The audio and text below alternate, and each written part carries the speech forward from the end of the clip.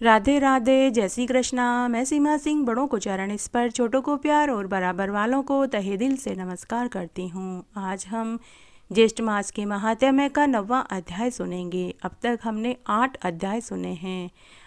अगर आपका कोई अध्याय सुनने से छूट गया है तो डिस्क्रिप्शन बॉक्स में मैं उसका लिंक छोड़ दूंगी। आप वहाँ से अपना छूटा हुआ अध्याय सुनकर पुण्य लाभ कमा सकते हैं। आइए अब हम ज्येष्ठ मास का 9वां अध्याय सुनते हैं।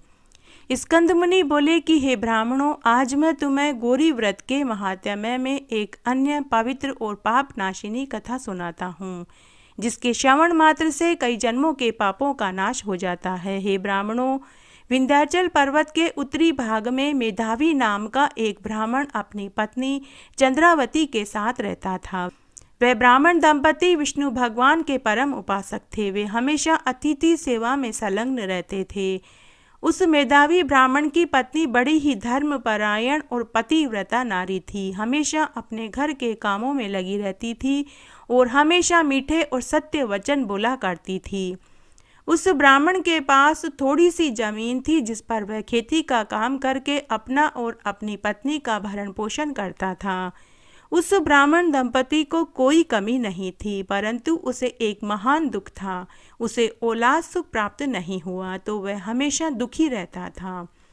वह मन ही मन सोचता कि मेरे मरने के बाद कौन मुझे कंधा देगा, कौन मेरी अंतिम क्रिया करेगा, कौन मेरा पिंडदान करेगा, कैसे मेरा वंश चलेगा, मैं कैसे पितृ ऋण से मुक्त हो पाऊंगा। वह हमेशा चिंता में ही लगा रहता था। चिंता में लगे रहने के कारण जिससे उस ब्राह्मण की भूख, नींद, प्यास सब गायब हो गई। चिंताग्रस्त रहने के कारण उस ब्राह्मण को क्षय रोग हो गया। तब उसकी पत्नी ने अपने पति को सभी नीम, हकीम, वेद को दिखाया, लेकिन कोई औषधि, कोई मंत्र काम नहीं आया। वह ब्राह्मण जीवन से निराश हो गया। उसे जीने की इच्छा ही खत्म हो गई। तब एक दिन उसकी स्त्री ने देव योग से प्रेरित होकर वह अपने पति को लेकर गंगा तट पर झोपड़ी बनाकर वहीं रहने लगी।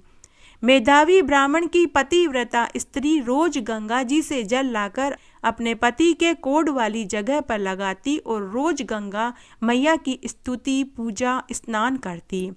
उसने वहीं पर तुलसी का एक पौधा लगाया और रोज गंगा जल से तुलसी जी को सींचती, दिया बाती करती, सूरज भगवान को अर्घ्य देती, बड़ पीपल और केले के पेड़ को सींचती और पूजा करती। इसी तरह उसका समय व्यतीत होने लगा। तब सब पापों को नाश करने वाला ज्येष्ठ मास का महीना आया। तब ज्येष्ठ मास में भी वह मेधावी ब्राह्मण की स्त्री उसी तरह गंगा स्नान, पूजा पाठ और स्तुति करती रही। तब नारद मुनि पृथ्वीलोक का भ्रमण करते हुए वहां पहुंचे। तब नारद मुनि को देखकर ब्राह्मण की स्त्री ने उन्हें प्रणाम किया, स्तुति करी और नारद मुनि का पूजन किया और उन्हें कंद मूल फल खाने को दिए और उसने अपना सारा दुख नारद मुनि को कह सुनाया। ब्राह्मण की स्त्री के दुख का कारण जानने के बाद नारद मुनि बोले कि हे कल्याणी, पूर्व जन्म में तुम्हारे पति ने ज्येष्ठ मास का अनादर किया, जिससे उसे इस जन्म में दुख भोगना पड़ रहा है। हे कल्याणी, तुम ज्येष्ठ मास में स्नान, व्रत और पूजा पाठ करो। यह ज्येष्ठ मास सुख और सौभाग्य को देने वाला मास है। हे कल्याणी, तुम ज्येष्ठ मास में गौरी व्रत को धारण करो। तब ब्राह्मण की स्त्री ने नारद मुनि से व्रत का पूरा विधान जाना।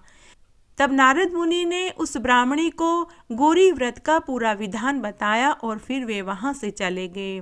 तब उस मेधावी ब्राह्मण की पतिव्रता स्त्री ने ज्येष्ठ मास में गौरी व्रत किया, जिसके अनुष्ठान मात्र से उस मेधावी ब्राह्मण का क्षय रोग दूर हो गया। पूरे ज्येष्ठ मास में गंगा स्नान, पूजा पाठ करने के बाद उन दोनों ब्राह्मण दंपति ने ज्येष्ठ मास के स्नान का उद्यापन किया। 13 ब्राह्मणों को सपत्नीक भोजन आदि कराने के बाद खूब दान दक्षिणा दी तथा एक योग्य पंडित को दूध देने वाली गाय बछड़ा सहित दान में दी। उसके बाद उन दोनों ब्राह्मण दंपति ने अपने व्रत का पारण किया और वापस अपने गांव आ गए। उस मेधावी ब्राह्मण के घर वापस आने के बाद उसके भाई, बंधु, कुटुंब और गांव वालों ने कुष्ठ रोग ठीक होने का कारण पूछा तो उस ब्राह्मण दंपति ने ज्येष्ठ मास के महात्म्य को सुनाया। तब अगले बरस जब दोबारा ज्येष्ठ का महीना आया तो उस ब्राह्मण दंपति के साथ पूरे पूर्ववासियों ने ज्येष्ठ मास में स्नान, व्रत, दान किया, केले के पेड़ को सींचा, बड़ पीपल और आकड़े के पेड़ की पूजा करी और तुलसी के पेड़ को सींचा, जिसके पुण्य प्रताप से उस मेधावी ब्राह्मण को एक सुंदर तेजस्वी पुत्र पैदा हुआ, जो कि सुंदरता में दूसरा कामदेव के समान ही था।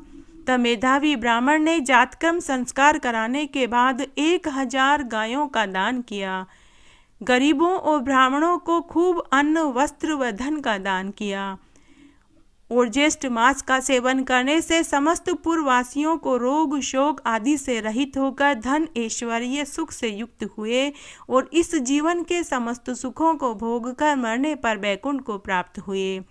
स्कंद मुनि आगे बोले कि हे ब्राह्मणों, तब से यह गौरी व्रत की प्रसिद्धि फैली। सबसे पहले यह व्रत शिवजी के कहने पर माता गौरा ने किया, इसीलिए यह गौरी व्रत के नाम से जगत में विख्यात हुआ।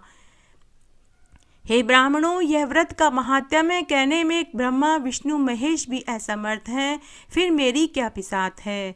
यह व्रत का महात्म्य मैंने तुम्हें संक्षेप में सुनाया है। स्कंद मुनि के मुख से गौरी व्रत का महात्म्य सुनने के बाद सभी ब्राह्मणों ने स्कंद मुनि के ऊपर फूलों से बरसात करी और उनका आदर सत्कार किया और जोर जोर से बोलने लगे कि जीते रहो, और यह आशीर्वाद सभी ब्राह्मण स्कंद मुनि को देने लगे। तब सभी ब्राह्मण स्कंद मुनि से बोले कि हे स्कंद मुनि जी, हमने आपसे सभी मासों का महात्म्य सुना, लेकिन ज्येष्ठ मास के एक दिन का महात्म्य की तुलना किसी भी मास से नहीं की जा सकती। तब सभी ब्राह्मणों ने ज्येष्ठ मास में स्नान, अर्चन, पूजा करके अपना समय बिताया और भजन कीर्तन में लग गए। इस तरह आज मैंने आपको ज्येष्ठ मास के महात्म्य का 9वां अध्याय सुनाया। आशा करती हूँ यह आपको ज़रूर पसंद आएगा। अगर आपको ये अध्याय अच्छे लग रहे हैं तो इसे ज़्यादा से ज़्यादा लाइक करें, अपने दोस्तों और रिश्तेदारों में ज़रूर शेयर करें, ताकि उन्हें भी ज्येष्ठ मास का महात्म्य सुनने का संपूर्ण फल प्राप्त हो और आपको इसका पुण्य फल मिले।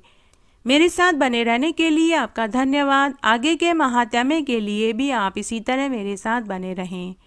धन्यवाद।